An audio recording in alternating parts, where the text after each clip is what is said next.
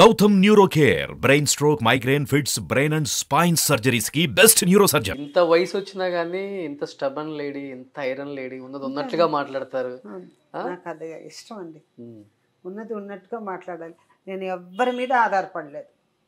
అది కూడా మెయిన్. నేను నీ మీద ఆధారపడ్డానని అనుకోవద్దయ్యా. నా నా వల్ల అవుతుంది. నేను గుళ్ళో కూర్చొని భిక్షం ఎత్తి కూడా తినగలను. నాకు ఆ గట్స్ ఇచ్చాడు భగవంతుడు. కానీ అదే భగవంతుడు నన్ను ఆ స్టేజ్కి వదలడు. అది నాకు బాగా తెలుసు.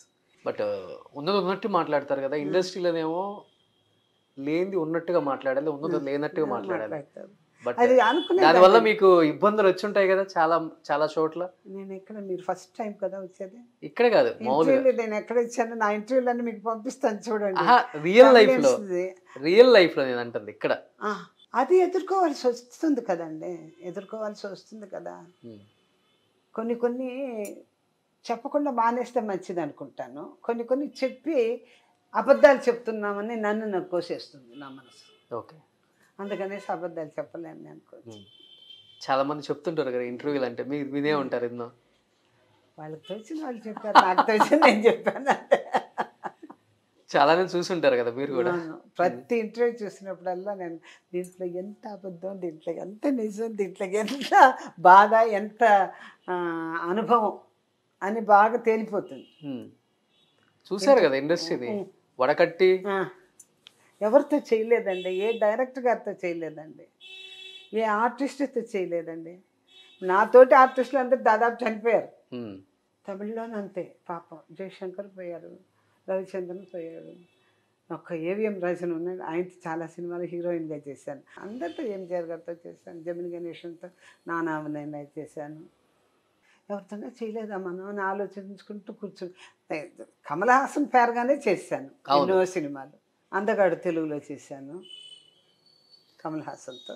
బట్ మీరు ఒక మాట అన్నారు, ఎవరెవరు ఎంత మాట్లాడతారో నాకు తెలుసు, అన్ని చూశాను కాబట్టి అని. బట్ ఇండస్ట్రీలో మీరు అందరితో వర్క్ చేశారు, జమిని గణేషన్తో వర్క్ చేశారు, సావిత్రమ్మ కూడా వర్క్ చేశారు. సావిత్రమ్మ జీవితాన్ని కూడా దగ్గరగా చెన్నైలో అందరూ చూసిన వాళ్ళు ఇక్కడ. సావిత్రమ్మ జీవితం ఒక్కసారి గుర్తు చేసుకున్నప్పుడల్లా ఏమనిపిస్తుంది ఒక లేడీ యాక్టర్గా మీకు? ఆవిడ తెలియలేదు. సంపాదన ఇచ్చాడు భగవంతుడు, పేరు ఇచ్చాడు, ఆవిడ ఎన్నో ఇచ్చే తెలియలేదు పాప. ఆ బాధ అలాంటి బాధ అండి. కొన్ని కొన్ని బాధలు కొన్ని విధంగానే మర్చిపోతారు కొంతమంది. అందరూ అలా చి ఓ అనేసి వదిలేసేవాళ్ళు కాదు. ఇది ఏంటి, ఇదే లైఫా, ఇది లేకపోతే వేరే లైఫ్ లేదా, వేరే మార్గం లేదా అని ఆలోచించుకుంటే ఎన్నో మార్గాలు ఉన్నాయి, ఎంతో చేసుకోవచ్చు.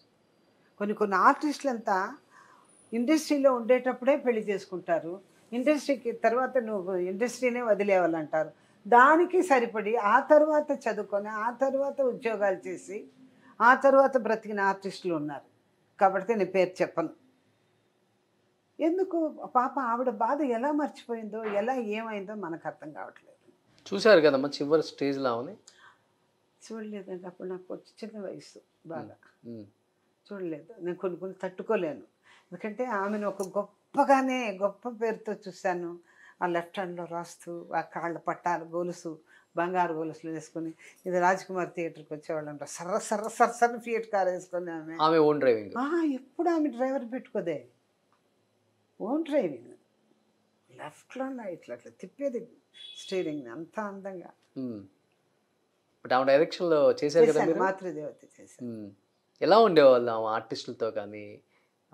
నిజ జీవితంలో సావిత్రమ్మ జీవితం గురించి చాలా మంది చాలా బాగా చెప్తుంటారు. అవునండి. ధర్మదేవత అండి ఆవిడ, ధర్మదేవత. ఏమారిపోయింది జీవితం, మోసపోయారు. ఆవిడ అలా పోవాలని ఆవిడ తల్ల అలా రాసి పెట్టాడు భగవంతుడు.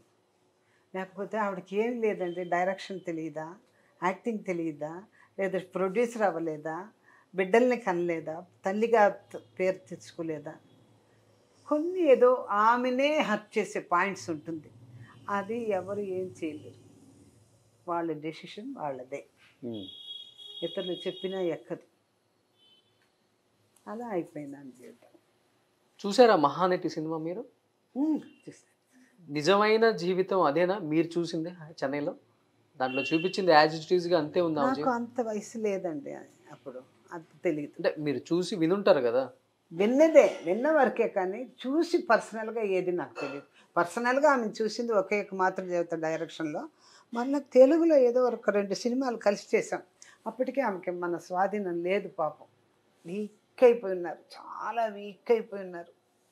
నడవలేక, కూర్చోలేక, ఇక డబ్బుల కోసం వచ్చి యాక్ట్ చేసినట్టు కనపడింది. అవును, లాస్ట్ డేస్లో ఆమె డబ్బుల కోసమే పనిచేశారు. పనిచేశారు.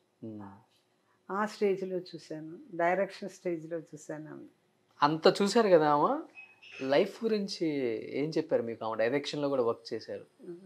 ఆమె ఆలోచించలేదండి. ఈ స్థితికి వస్తాను, అది వచ్చేస్తుందని ఆమె ఆలోచించలేదు. ఆవిడే మాకందరికి ఉపమానం అయ్యారు.